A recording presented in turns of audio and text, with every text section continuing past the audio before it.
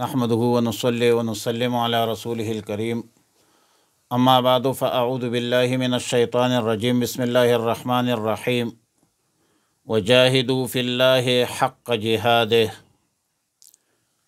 پارہ نمبر 17 سورہ حج، رکوع نمبر 10 آیت نمبر 78۔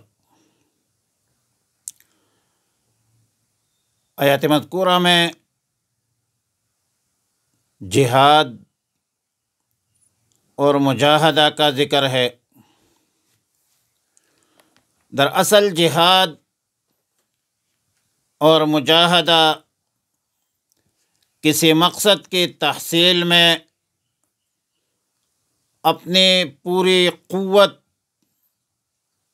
اور طاقت خرچ کرنے اور اس کے لیے مشقت برداشت کرنے کے معنی پر آتا ہے۔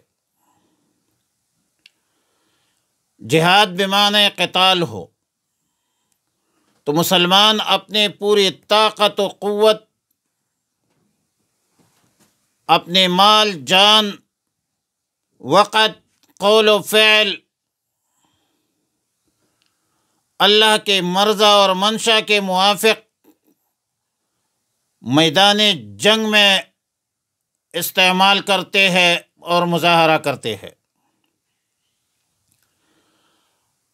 حق جہاد ہی سے مراد یہ ہے کہ پوری اخلاص کے ساتھ مکمل کوشش کرنا، جس میں ریا کا عنصر بھی شامل نہ ہو، دکھلاوا بھی نہ ہو، یا مال غنیمت کے طمع کی شائبہ بھی نہ ہو۔ سیدنا عبداللہ ابن عباس رضی اللہ تعالی عنہما کا قول ہے کہ حق جہاد ہی یہ ہے کہ جہاد میں اپنی پوری طاقت خرچ کرے، کسی ملامت کرنے والے کی ملامتی پر کان نہ دھرے۔ اور بعض مفسرین کا قول ہے کہ بئی مقام جہاد کا معنی عام عبادات اور احکام الہیہ کی تعمیل ہے۔ اعملوا للہ حق عملہ واعبدوا حق عبادتہ۔ اور سیدنا عبداللہ ابن مبارک کا قول ہے کہ یہاں جہاد سے مراد جہاد بالنفس ہے، جہاد النفس مراد ہے۔ نفس کی بجا اور فضول خواہشات کا مقابلہ کرنا، یہی حق جہادی ہی ہے۔ اور حدیث میں بھی ہے رجانا من جہاد الاصغر الی الاکبر۔ نفس کے ساتھ جہاد بہت بڑا جہاد ہے، اور پہلے تو اپنے نفس کے ساتھ جہاد کرنا چاہیے۔ رذائل عادات اپنے نفس سے نکالنا چاہیے۔ وَاجْتَبَاكُمْ، اللہ نے تمہیں پسند کیا ہے، منتخب کیا ہے، سلیکٹ کیا ہے۔ اور مسلم شریف کی روایت ہے، حضرت واصلہ ابن اسقع رضی اللہ تعالیٰ عنہ فرماتے ہیں کہ رسول اللہ صلی اللہ علیہ وسلم نے فرمایا کہ اللہ تعالیٰ نے بنی اسرائیل میں سے بنی کنانہ کا انتخاب فرمایا، پھر بنی کنانہ میں سے قریش، اور قریش میں سے بنی ہاشم، اور بنی ہاشم میں سے میرا انتخاب فرمایا۔ وَمَا جَعَلَ عَلَيْكُمْ فِي الدِّينِ مِنْ حَرَجٍ، یعنی اللہ تعالیٰ نے دین کے معاملہ میں تم پر کوئی تنگی نہیں رکھی ہے۔ دین میں تنگی کا مطلب اور کیا ہے، اس حوالے سے بعض مفسرین کا قول ہے کہ دین میں کوئی ایسا گناہ نہیں ہے جو توبہ سے معاف نہ ہو سکے، بخلاف گزشتہ امتوں کے، کہ ان امتوں کے بعض گناہ توبہ کرنے سے بھی معاف نہیں ہوتے تھے، توبہ سے بھی معاف۔ اور سیدنا عبداللہ ابن عباس رضی اللہ تعالی عنہما کا قول ہے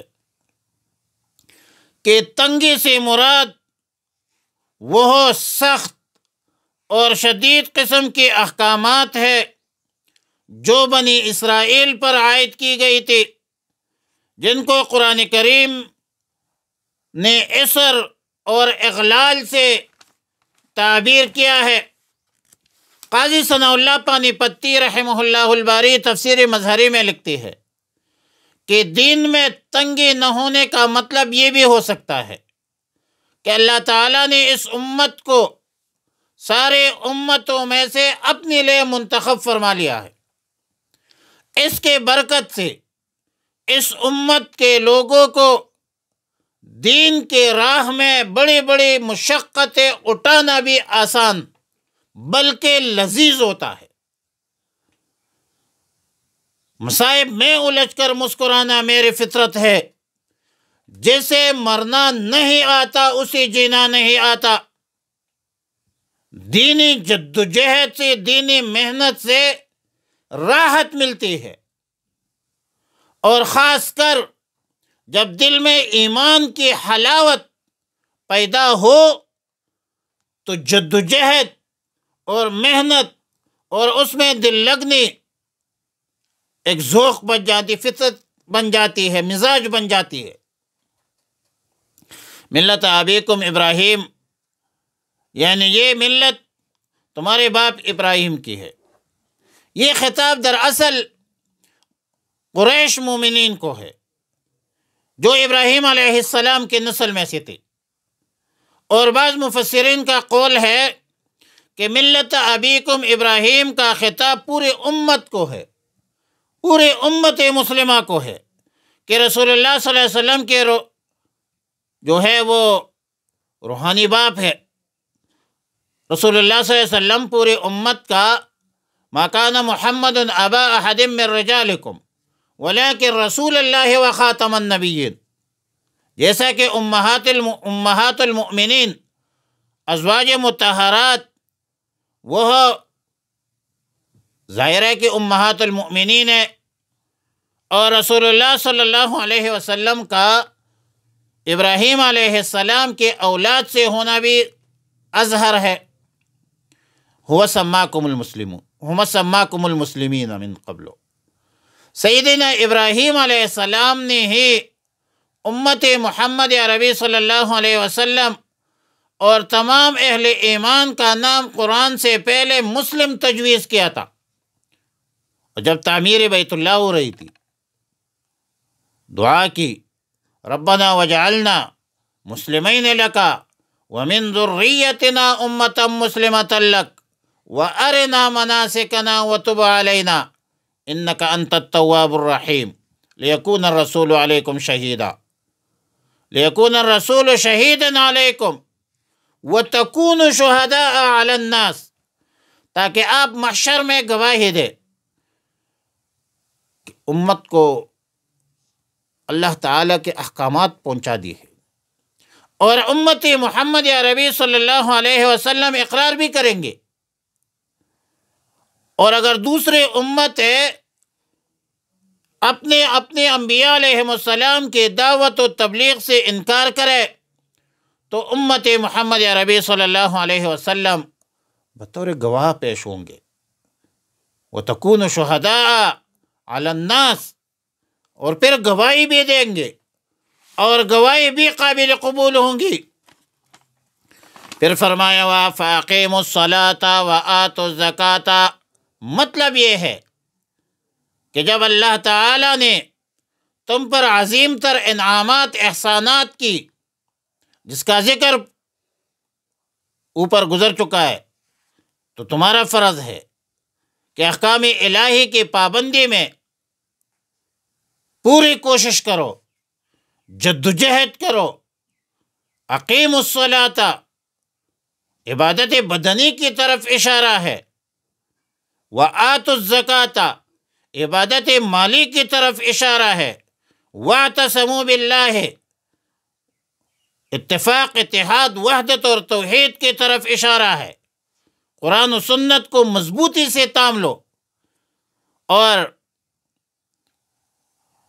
حدیث شریف میں ہے، ہر حال میں تام لو۔ ترکت فیکم امرین لن تضلوا ما تمسکتم بہما کتاب اللہ و سنت رسولہ، رواہ مالک فی الموطئہ۔ رسول اللہ صلی اللہ علیہ وسلم نے فرمایا کہ میں نے دو چیزیں چھوڑی ہے تم پر، تم اس کو لازم پکڑ لو، مضبوطی سے تام لو، اور جب تک تم ان دونوں کو مضبوطی سے پکڑ کر مضبوطی سے تام کر رہو گے تم گمراہ نہیں ہوں گے۔ ایک اللہ کا کتاب اور دوسری چیز رسول اللہ صلی اللہ علیہ وسلم کی سنت۔ دنیا اور آخرت کی کامیابی کامرانی اللہ تعالیٰ نے اپنے احکامات اور رسول اللہ مبارک صلی اللہ علیہ وسلم کی تعلیمات میں رکھے ہیں۔ اللہ کے احکامات قرآن کریم میں ہیں اور رسول اللہ صلی اللہ علیہ وسلم کی تعلیمات احادیث نبویہ علی صاحبہا الفاظ التحیۃ والسلام میں ہے۔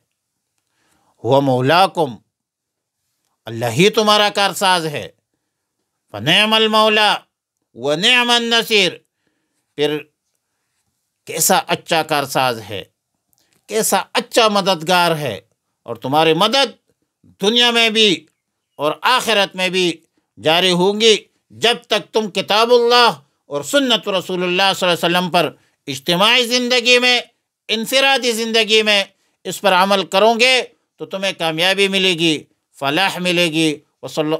اور ترجمہ یہ ہے، وجاہدوا فی اللہ، وجاہدوا فی اللہ، اور جہاد کرو اللہ کے راہ میں، حق جہادہ، جیسا کہ اس کے جہاد کا حق ہے، ھو اجتباکم، اللہ نے تمہیں منتخب کر لیا ہے، وما جعل، اور نہیں رکھی ہے، علیکم تم پر، فی الدین دین کے بارے میں، من حرج کوئی تنگی،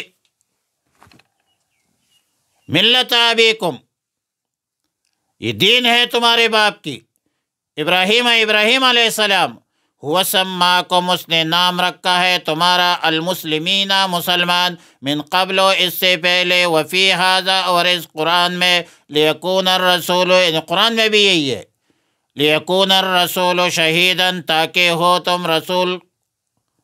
ہو رسول گواہ، علیکم تم پر، وتکونوا اور ہو تم، شہداء گواہ، علی الناس لوگوں پر، فاقیموا الصلاۃ پس قائم کرو نماز، وآتوا الزکوٰۃ اور زکوٰۃ ادا کرو، واعتصموا باللہ اور مضبوطی سے پکڑنا، باللہ بکتاب اللہ، اللہ کی کتاب کو، اللہ